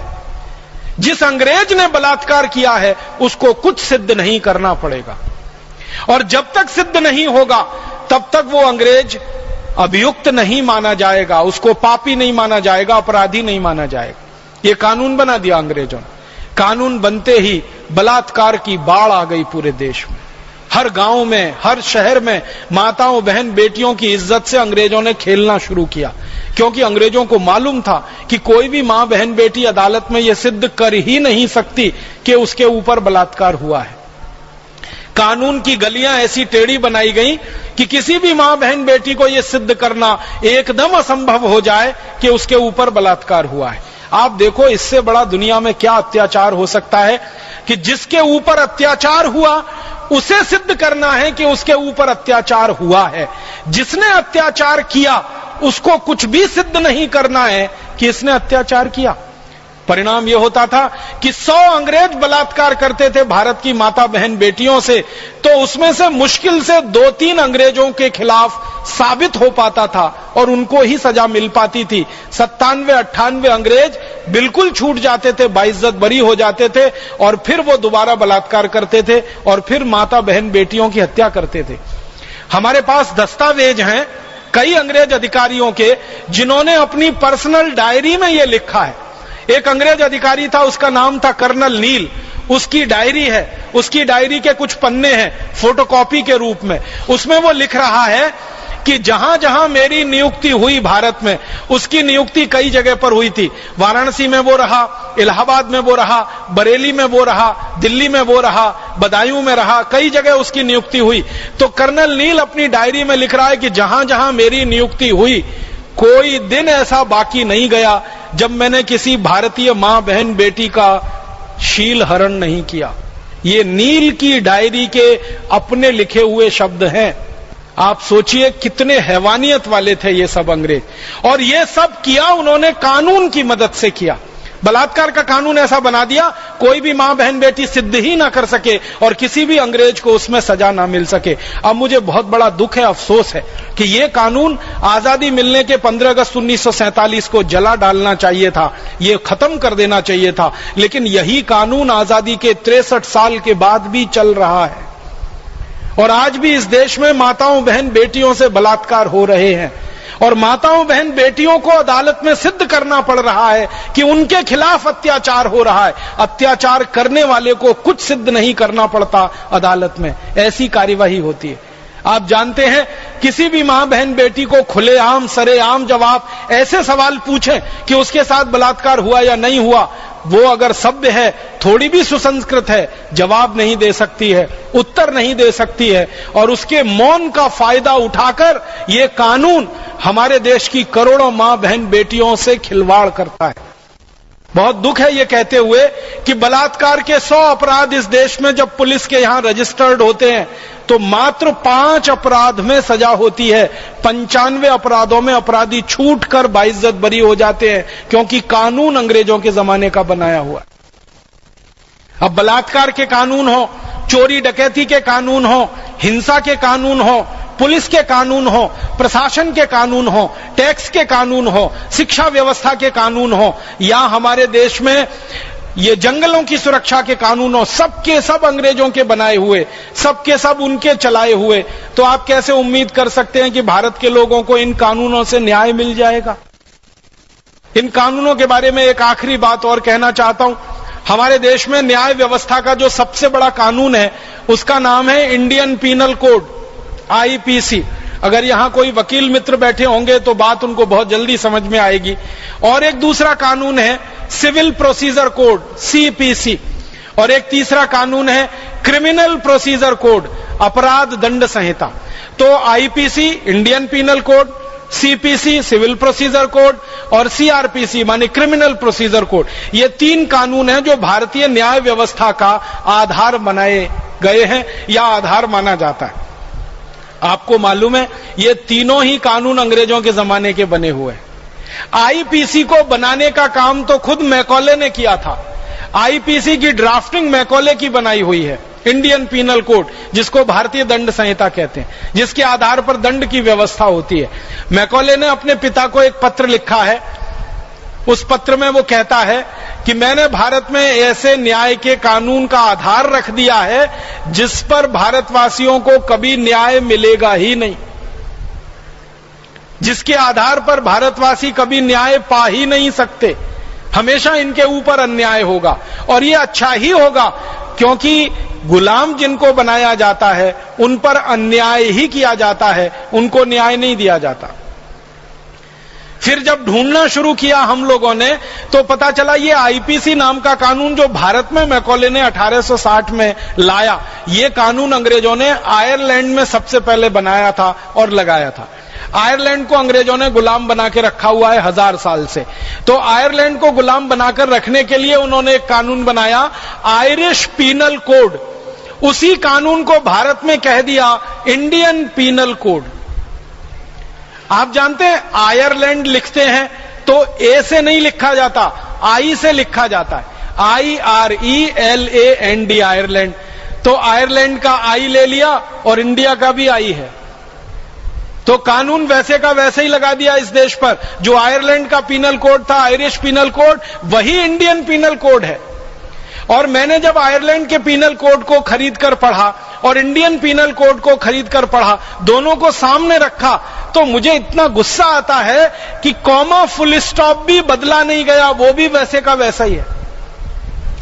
बस इतना ही किया मैकॉले ने कि आयरिश पीनल कोड में जहां जहां आयरलैंड है, जहां जहां आयरिश है, वहां उसने इंडिया कर दिया और इंडियन कर दिया। बाकी सब धाराएं वैसी हैं और सारे अनुच्छेद वैसे के वैसे ही हैं। तो आयरलैंड को गुलाम बना के रखना है, इसलिए आयरिश पीनल कोड बनाया। तो भारत को गुलाम बनाकर रखना है, तो इंडियन पीनल कोड बना दिया।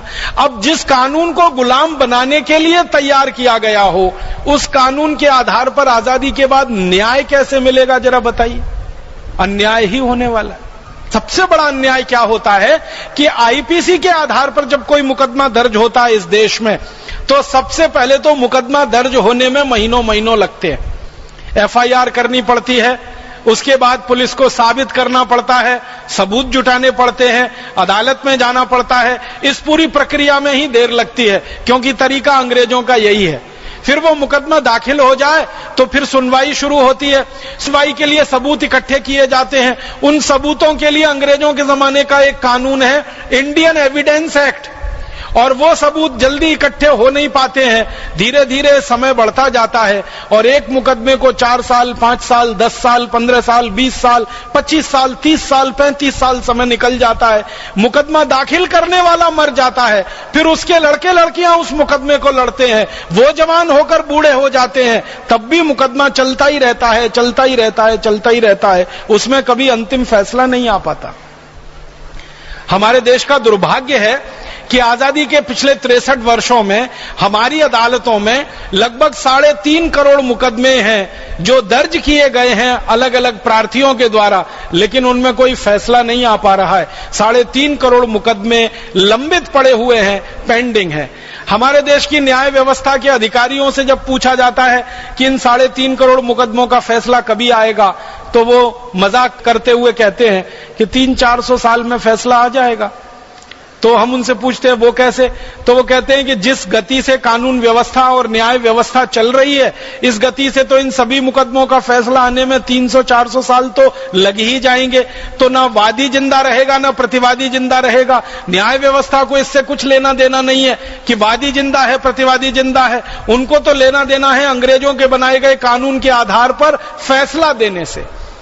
अब मैं एक बड़ी गहरी बात आपके बीच में उठाना चाहता हूं और सारे राष्ट्र के लोगों का ध्यान इस तरफ आकर्षित करना चाहता हूं कि कोई न्यायाधीश अंग्रेजों के बनाए गए कानून के आधार पर अगर फैसला दे रहा है तो वो न्याय कैसे कर सकता है, ये पूछिए।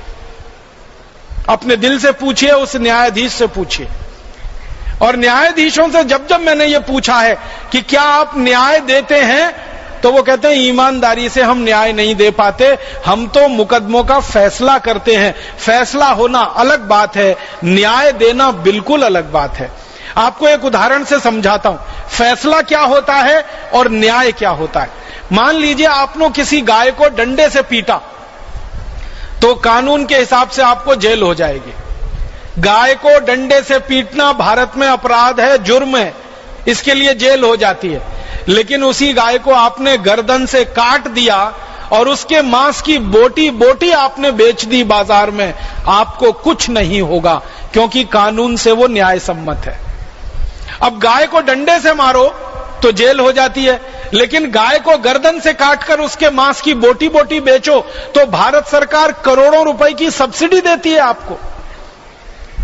मैं अगर गौशाला खोलना चाहूं तो इस देश की कानून व्यवस्था के अनुसार मुझे बैंक से कर्ज नहीं मिल सकता, लेकिन गाय को कत्ल करने के लिए कत्ल खाना बनाना हो, उसके लिए बैंक करोड़ों रुपए कर्ज देने को तैयार है मुझे। आप सोचिए, मैं गौशाला बना के गाय का दूध बेचना चाहता हूं, बैंक के पास जाता हूं, मुझे कर्ज दे दो। बैंक कहती है हमारी योजना में गाय को कर्ज देने की व्यवस्था नहीं है। लेकिन उसी बैंक के पास में जाता हूं कि मुझे कत्ल खाना खोलना है और कर्ज दे दो, तो बैंक खुशी से कर्ज देती है। उस कर्जे पर ब्याज सबसे कम लिया जाता है और करोड़ों रुपए का कर्ज तो मुफ्त में दिया जाता है सब्सिडी के रूप में। आप बताओ कि अगर मैं गाय का मांस बेचने के लिए कत्ल खाना खोलूं तो मेरे लिए कर्ज है, सब्सिडी है। गौशाला खोलूं गाय को पालन करने के लिए तो मुझे ना सब्सिडी है, ना बैंक की कोई मदद है। ऐसी व्यवस्था में न्याय कहां हो सकता है।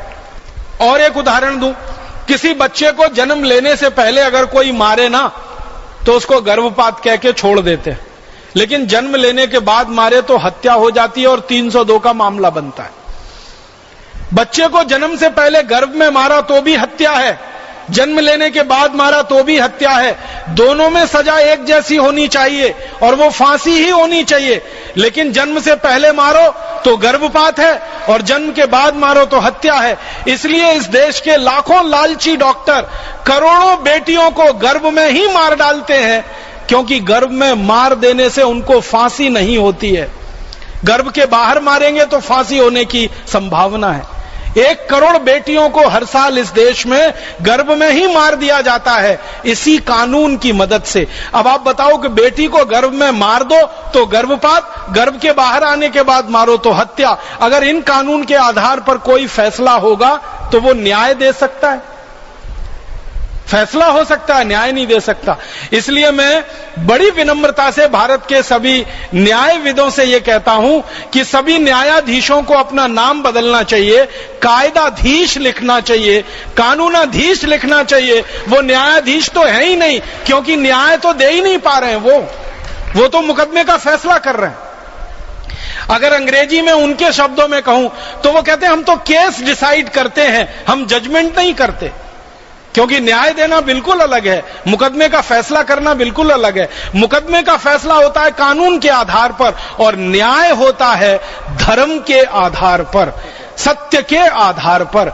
धर्म और सत्य से न्याय की स्थापना हो सकती है, कानून से न्याय की स्थापना नहीं हुआ करती है। दुर्भाग्य से हमारे देश में धर्म और सत्य की सत्ता नहीं है, कानून की सत्ता है। लॉ एंड ऑर्डर की बात होती है, धर्म और न्याय की बात नहीं होती, सत्य की बात नहीं होती।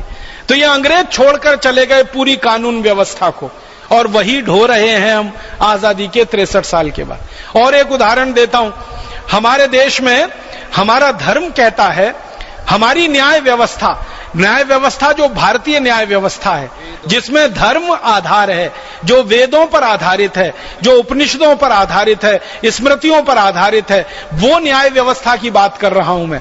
तो हमारी न्याय व्यवस्था, हमारा धर्म कहता है कि शराब पीना पाप है और नहीं पीना चाहिए, गोहत्या करना पाप है और नहीं करनी चाहिए। तो हमारे यहां शराब पीना पाप बताया गया। तो धर्म पर आधारित, सत्य पर आधारित और भारतीय न्याय दर्शन पर आधारित जब तक समाज व्यवस्था चली, इस देश में किसी ने कभी शराब नहीं पी। बहुत सालों से मैं एक शोध के काम में लगा हुआ हूं कि भारतवासियों ने सबसे पहले शराब कब पी। तो अब तक मुझे जो प्रमाण मिले हैं वो प्रमाण कहते हैं कि 1760 के पहले तक किसी भी भारतवासी ने कभी भी शराब नहीं पी। पहली बार इस देश में 1760 में शराब पी गई और वो कलकत्ता में पी गई, और वहां पर एक अंग्रेजी शराब की दुकान पर पहली बार शराब बिकी और भारतवासियों ने पी। और उस शराब की दुकान को स्थापित कराया रॉबर्ट क्लाइव नाम के एक अंग्रेज ने। और उसने, जब कंपनी का राज चलता था इस देश में, ईस्ट इंडिया कंपनी का, तो कानून बनवाया, कानून से लाइसेंस दिया गया और उस लाइसेंस के आधार पर कलकत्ते में पहली शराब की दुकान खुली 1760 में। और उस शराब की दुकान पर आकर भारतवासियों ने शराब पीना शुरू किया। रॉबर्ट क्लाइव के समय में जब यह शराब की दुकान खुली और जिस अंग्रेज अधिकारी की पहली नियुक्ति इस दुकान पर हुई, उस अंग्रेज अधिकारी को एक बार लंदन की संसद में बुलाया गया था बयान देने के लिए। तो वो अंग्रेज अधिकारी जब लंदन गया संसद में बयान देने के लिए, तो उससे पूछा गया कि बताओ तुम्हारे शराब का धंधा कैसा चल रहा है। तो उसने कहा बहुत अच्छा चल रहा है। तो अंग्रेज संसदीय समिति के सदस्यों ने कहा ये तुम क्या बोल रहे हो, भारत में शराब का धंधा अच्छा चल रहा है। उसने कहा हाँ बहुत अच्छा चल रहा है। तुम्हारे पहले कैसा चलता था? उसने कहा मेरी शराब की दुकान खुलने के पहले तो कोई शराब पीता ही नहीं था। मैं तो पहला आदमी हूं जिसने कलकत्ता के लोगों को शराब पीना सिखाया। तो तुम्हारी दुकान पर लोग आते हैं, हाँ आते हैं, भीड़ की भीड़ आ रही है। तो तुमने क्या किया उनको अपनी दुकान पर बुलाने के लिए, आकर्षित करने के लिए? तो उसने एक बात कही संसदीय समिति के सामने, जो अंग्रेजों की संसद के रिकॉर्ड्स में दर्ज है। वो कहता है कि मैंने सबसे पहले मुफ्त में शराब पिलाई भारतवासियों को। उसने कहा कि मैंने एक बोर्ड लगा दिया शराब की दुकान के बाहर और उस पर लिख दिया, और उसको बांग्ला भाषा में लिखा, पहले अंग्रेजी में फिर बांग्ला में, और उस पर यह लिखा कि यहां मुफ्त में शराब मिलती है, आइए पीजिए, आनंद लीजिए। ऐसा करके बोर्ड पे लिख दिया। तो एक आया, उसने चखा, फिर दूसरे दिन वो 2 को और लेके आया, फिर तीसरे दिन 3 को लेके आया। तो कहने लगे अब तो मेरे पास ऐसे ग्राहकों की संख्या हो गई है कि जिनको पहले मैंने मुफ्त में शराब चखाई थी, अब वो घर से पैसे चुरा कर लाते हैं और मेरी शराब पीकर वहां से जाते हैं। तो अंग्रेजी संसदीय समिति बड़ी खुश हो गई।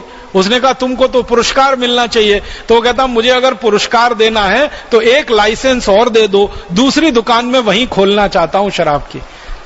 तो दूसरी दुकान खुल गई, फिर तीसरी खुल गई, फिर चौथी खुल गई। एक दिन 350 दुकानें हो गई कलकत्ता में, और ये दुकानें बढ़ती नहीं। अंग्रेज इसको बढ़ाते रहे, शराब पीने का कानून बना दिया। कानून में यह लिख दिया कि अगर कोई बालिग हो गया तो शराब पीने का अधिकारी हो गया। जब तक वो नाबालिग है तब तक ना पिए, बालिग हो गया तो पीने लगे।